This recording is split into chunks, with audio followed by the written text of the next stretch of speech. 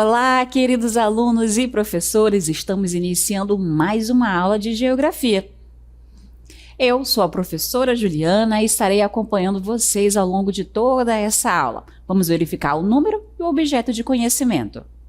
Aula de número 14 com objeto de conhecimento, diversidade ambiental e as transformações nas paisagens da América Latina, com um detalhamento a Amazônia Internacional e as suas populações tradicionais. Então, vamos lá dar início à nossa aula.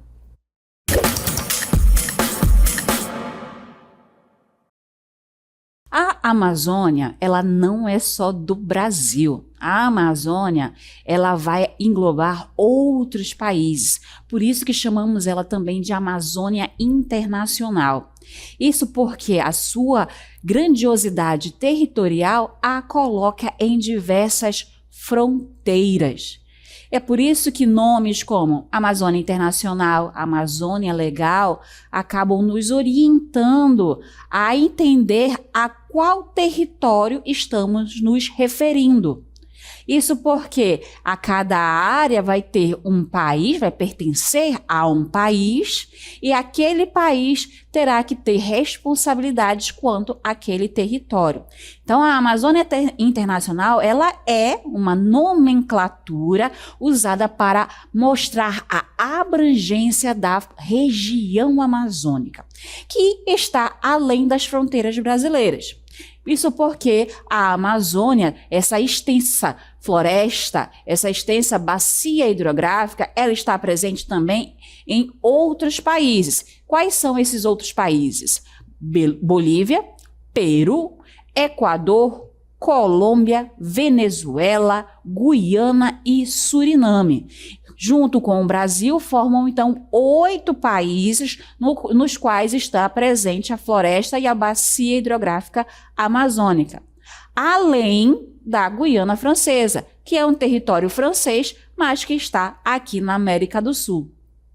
No entanto, apesar de eu ter esclarecido que a Amazônia Internacional é uma nomenclatura que é utilizada para a questão da floresta e a bacia hidrográfica amazônica em todos os países, existem ainda outros termos que eu posso utilizar.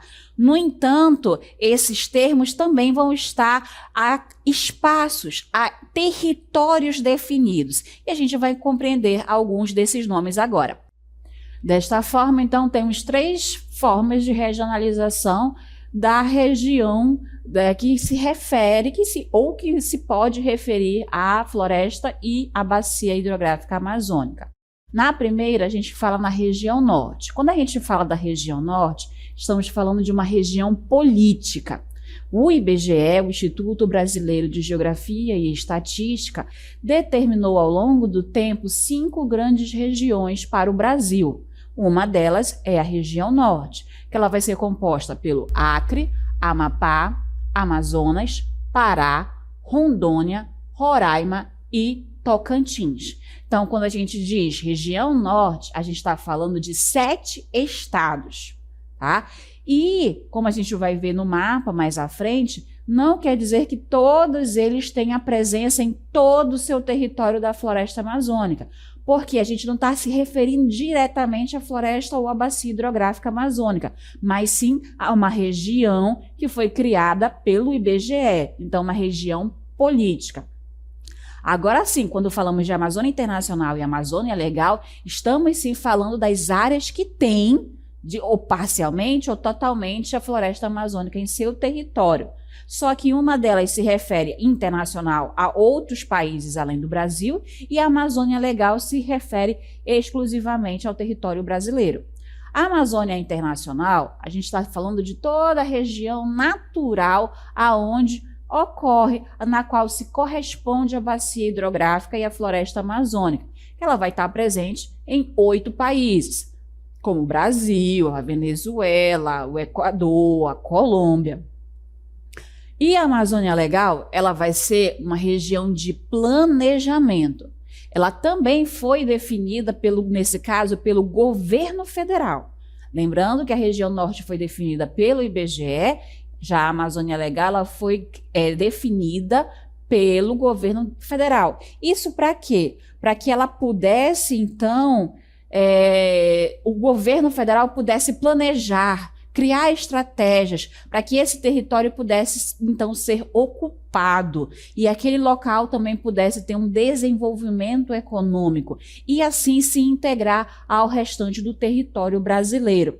Se integrar no sentido de também estar desenvolvendo atividades econômicas que sejam produtivas e não apenas uma área que estava apenas com uma população, mas que não tinha um destaque econômico. Hoje em dia, a Amazônia Legal, ela é uma área onde se produz agricultura, pecuária, que também tem aí um desenvolvimento industrial.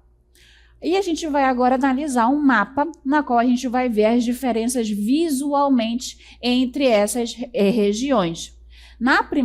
Nessa primeira imagem, eu tenho várias cores. 2 tons de verde, tenho aí linha amarela, umas linhas diagonais e também tenho aí outras áreas. Essas outras áreas na cor amarela vão representar todos os estados ou países que não fazem parte da Amazônia, tá? E aí eu começo pela linha amarela, que vocês vão poder verificar, é uma linha que ela completamente coloca diversos estados do Brasil dentro dessa região. E vocês vão verificar, né, que essa é a área da Amazônia Legal. Então, aquela região que foi criada para o planejamento, desenvolvimento econômico, ocupação do território. E o que eles têm em comum é que vocês conseguem observar essa mancha verde dentro deles. O que seria essa mancha verde dentro desses estados? A presença da floresta ou da bacia hidrográfica amazônica. Então, eu vou ter, nesse caso, da Amazônia Legal, vou ter vários estados. Roraima, Amapá, Amazonas, Pará, Acre, Rondônia, Tocantins, que são os estados da região norte. No entanto, eu também tenho Maranhão e Mato Grosso, na qual são estados do Nordeste e o outro do Centro-Oeste, que fazem parte dessa região da Amazônia. Então, eu não estou falando da região norte, eu estou falando da Amazônia Legal. Agora, quando eu estou falando da região norte, é que eu estou falando dos outros 7 estados, com exceção do Maranhão e do Mato Grosso. E aí eu entro na Amazônia Internacional, que vocês vão ver toda essa área em verde escuro, tá? E também a parte de verde claro, que ela toda é a Amazônia Internacional, mas ela acaba recebendo dentro do Brasil esse nome quando a gente se refere mais às áreas da Amazônia, floresta ou bacia hidrográfica, fora do Brasil. Então, na Bolívia, no Peru, no Equador, na Colômbia, na Venezuela, na Guiana, em Suriname e também no território da Guiana Francesa. Então, só para ficar claro o que é então a Amazônia Internacional. A Amazônia Internacional ela é composta pela maior floresta tropical do mundo e tem clima quente e úmido. Os períodos chuvosos chegam a durar 6 meses. Ela vai abrigar também a maior reserva fluvial, que é formada pelo rio Amazonas e seus afluentes. É uma rede hidrográfica riquíssima, abundante, que ela vai ao longo de toda a extensão da região norte e outros estados. A grande variedade de vida, aí agora a gente está falando da biodiversidade, que vai aliar animais e vegetais, também é outro diferencial da floresta. A Amazônia, por ter esse clima quente, úmido, por ter essa presença abundante da floresta e também a presença da bacia hidrográfica, faz com que se tenha diversas formações vegetais e uma grande diversidade animal. Para falar sobre isso, convidamos a professora Manuela, de Biologia, para falar um pouco sobre a biodiversidade da Amazônia. Olá, alunos, tudo bem? Eu sou a professora Manuela Cerejo, professora de Ciências, e estou aqui para falar para vocês sobre biodiversidade. O que quer dizer biodiversidade? Esse termo quer dizer a riqueza e a variedade de espécies que existem em um determinado local. E nós temos propriedade para falar disso, porque nós estamos em um dos maiores e mais ricos biomas do planeta, que é a nossa Amazônia. Aqui nós encontramos inúmeras espécies, desde micro-organismos até animais de grande porte, como a onça pintada, a capivara e a anta. Temos também outros mamíferos, como o peixe-boi, o boto cor-de-rosa e também a ariranha, que é a nossa onça d'água. Nos répteis podemos citar o nosso grande jacaré-açu, né? Nós temos também a nossa tartaruga de rio, que é o tracajá, e a sucuri, também chamada de anaconda. Temos inúmeros anfíbios, né? Como rãs, sapos e pererecas. Nas aves, é importante falar do gavião real, com a sua enorme envergadura, da beleza das araras e também das corujas. Nós temos ainda uma diversidade de peixes, como o pirarucu, a piranha, o tambaqui, o jaraqui, grandes bagres como o pirarara, a piraíba, e também temos um bagre pequeno, mas muito temido, que é o candiru.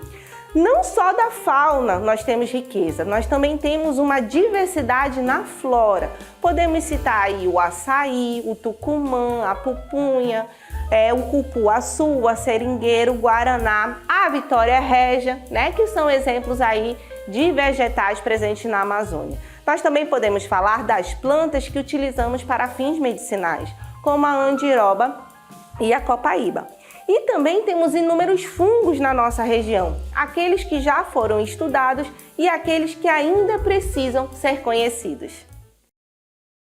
Como ouvimos então da professora Manuela, a nossa biodiversidade ela é riquíssima, o que nos torna aqui, habitantes da floresta amazônica, muito especiais, porque temos, né, essa possibilidade de convívio e também de utilizar de alguma forma esses recursos da natureza.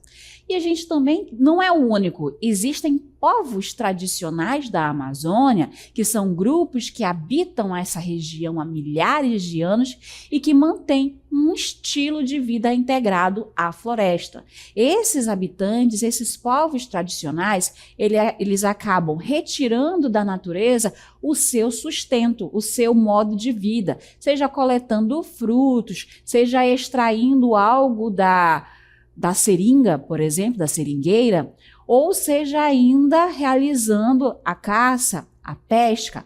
Então, mas o que é importante é que eles fazem isso de forma sustentável. Quem são, então, essas populações? Quem são esses povos? São os indígenas, são os seringueiros, os quilombolas, os ribeirinhos, temos os pescadores, os agricultores familiares e, é claro, pecunheiros e piaçabeiros.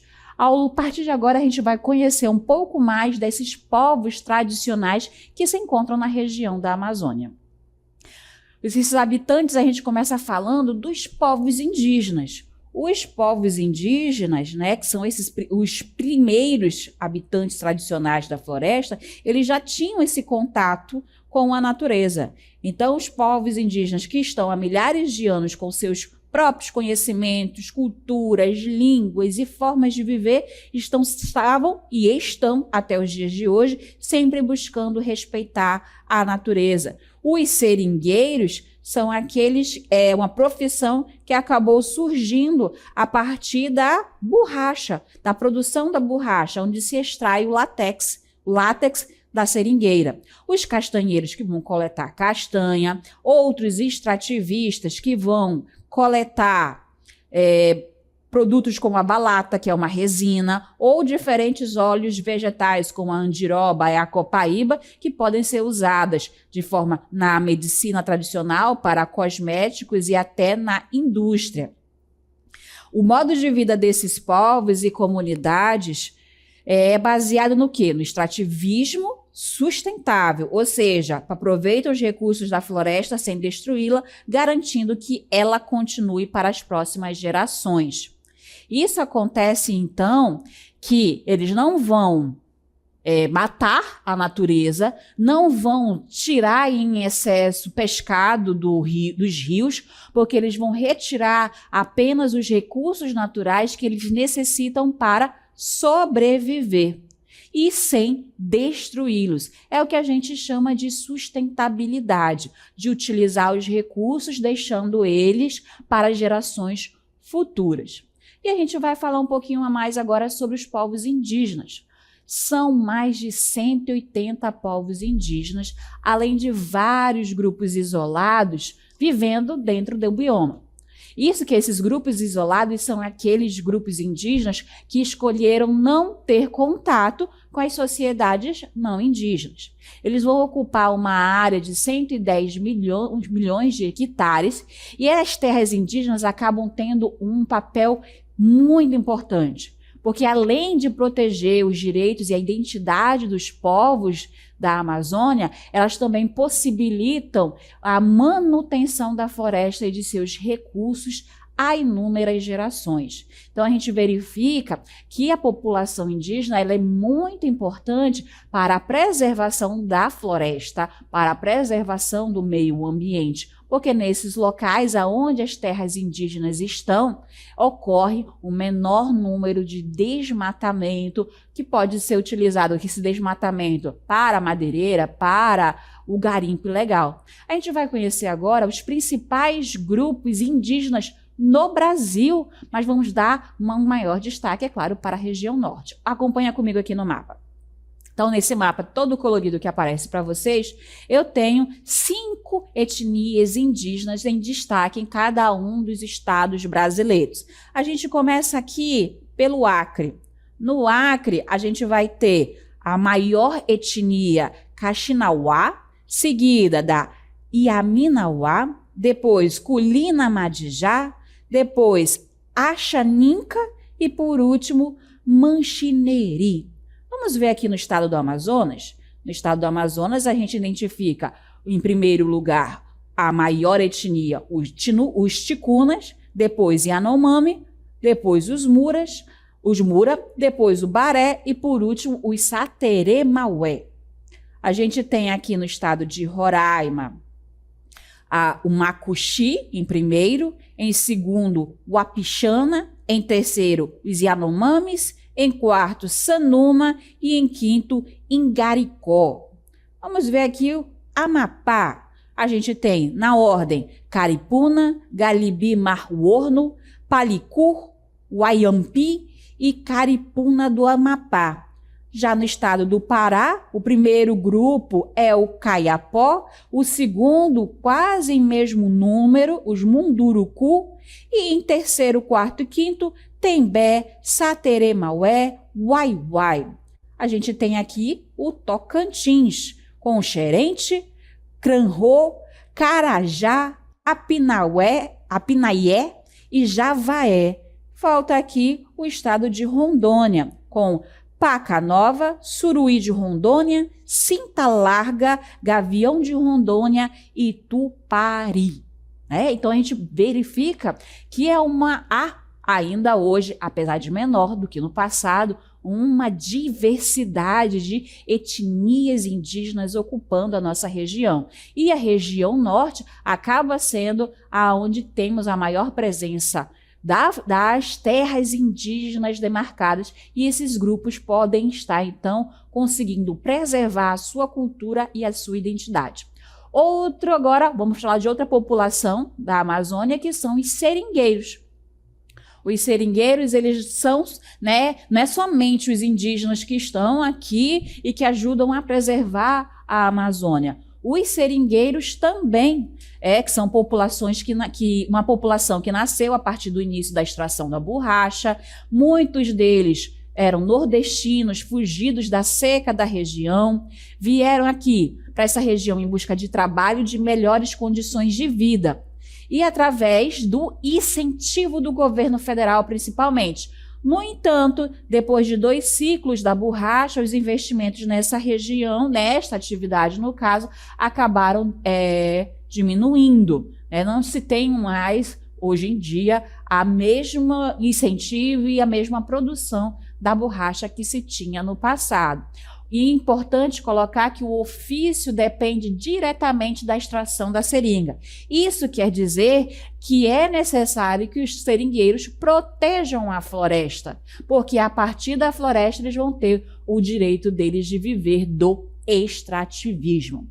Seguindo, a gente tem os quilombos. Os quilombos também fazem parte daqui da região da Amazônia. Eles são comunidades constituídas por homens e mulheres escravizados que fugiram da época da escravidão. Muitas dessas comunidades quilombolas na Amazônia, elas vão reunir indígenas, mestiços, brancos, junto aos negros e seus descendentes. Tá? Segundo o projeto Nova Cartografia Social Brasileira, foram mapeadas mais de 1.000 comunidades quilombolas na Amazônia Legal, sendo que o estado com a maior presença dessas comunidades é o estado do Maranhão, com 750, depois o estado do Pará, com 400, e aí 100 no estado de Tocantins. Já Amapá, Amazonas e Rondônia têm algumas dezenas. Neste mapa, a gente consegue observar essa distribuição. Em laranja estão os estados do norte, da região norte. Esses dados são do ano de 2022 e a gente consegue visualizar a população quilombola por estado. E a gente consegue identificar que o estado do Pará é o estado com a maior população quilombola, com mais de 135 mil quilombolas. Seguidos aí, e já é uma diferença grande, porque é quase 10 vezes menos, o estado do Tocantins, com 13.077, depois o estado do Amapá, com 12.894, e aí a gente tem Rondônia, com 2.925, e o estado do Amazonas, com 2.812. E é importante colocar que no estado do Acre e de Roraima não foram registradas no ano de 2022, com o censo de 2022, população quilombola nos estados do Acre e nem de Roraima. As populações tradicionais são designadas a partir do ofício que desempenham. A gente viu os seringueiros, que vem a partir da seringa, né, de retirar o látex da seringueira, mas a gente também tem os piaçabeiros, que vivem da extração da fibra da palmeira da piaçava, que ela vai ser utilizada para a fabricação de vassouras e escovas, por exemplo. As populações vão habitar a região do Médio e Alto Rio Negro e também os afluentes no Amazonas, e seus afluentes aqui no estado do Amazonas. Os peconheiros vão ser aqueles extrativistas de açaí, devido ao uso da peconha. Então, da peconha se vem o nome dos peconheiros. E eles lutam pela regulamentação do seu trabalho, porque eles também buscam melhores condições para exercerem a sua atividade de forma mais segura. Após os indígenas, uma população muito conhecida acaba sendo os ribeirinhos, né, que são um conjunto de populações que mantêm um estilo de vida tradicional baseado na pesca. E é comum noticiar, e é comum a gente ver nos noticiários, isso quer dizer, né, os rios entremeados de palafitas de madeira. Né? As palafitas de madeira são as casas construídas pelos ribeirinhos. Isso porque elas vão ter pilares, ou como a gente gosta de chamar, as pernas mais longas, porque devido à proximidade do rio, essas casas vão evitar estarem alagadas no período da cheia, sendo a pesca a principal fonte de proteína dessas populações locais, mais importante ainda do que a caça. Ribeirinhos acaba vindo porque eles vivem próximo às margens dos rios da região. Eles também vão acabar praticando a agricultura de subsistência, plantando, como por exemplo, a mandioca, para fazer a farinha. Os ribeirinhos também possuem um conhecimento muito rico sobre os rios, sobre os peixes, as plantas e os ciclos da natureza. Todas essas populações que eu apresentei para vocês são populações que têm o seu impacto e a sua importância para a preservação e a conservação do bioma da Amazônia, como a gente analisou na aula de hoje. Mas é importante também conhecermos o papel dessas comunidades tradicionais. E a gente vai agora conversar com o professor Dário de Sociologia e verificar o que a sociologia pode colocar para a gente essa outra visão dessa importância das comunidades, das populações tradicionais da Amazônia. Podemos considerar que os povos tradicionais têm grande responsabilidade na manutenção da biodiversidade dos diversos biomas espalhados pelo mundo. Entendemos como os povos tradicionais, os indígenas, os ribeirinhos e os quilombolas. O Brasil, e especialmente a Amazônia, possuem povos tradicionais espalhados por todo o seu território. E o que são povos tradicionais? São aquelas comunidades, grupamentos sociais, organizações sociais que veem na natureza a sua forma de produção e reprodução social, econômica e natural. Para isso, eles têm que preservar essa natureza para garantir a própria sociedade. Os ribeirinhos aqui na Amazônia são aqueles povos que vivem nas várzeas, e as várzeas são um bioma rico que tem que ser compreendido para a sua manutenção. É dela que eles extraem o seu alimento, extraem o seu sustento e a sua reprodução social. Um dos grandes desafios dos povos tradicionais é justamente esse impacto que o capital tem sobre esses biomas, entendendo que o capital ele quer extrair de forma rápida em um tempo diferenciado do tempo da natureza. Observem que os povos tradicionais respeitam a natureza e os tempos biológicos, já o capital não. Fica aí um grande desafio para a questão da sustentabilidade e aquela questão do desenvolvimento respeitando a natureza e a cultura dos nossos povos tradicionais. Como vimos então ao longo de toda essa aula e agora com o fechamento do professor Dário, é importante a presença desses povos, dessas comunidades nessa região, porque além de preservar a sua cultura, a sua identidade, preservam a natureza também. Aqui vamos finalizando mais uma aula de geografia.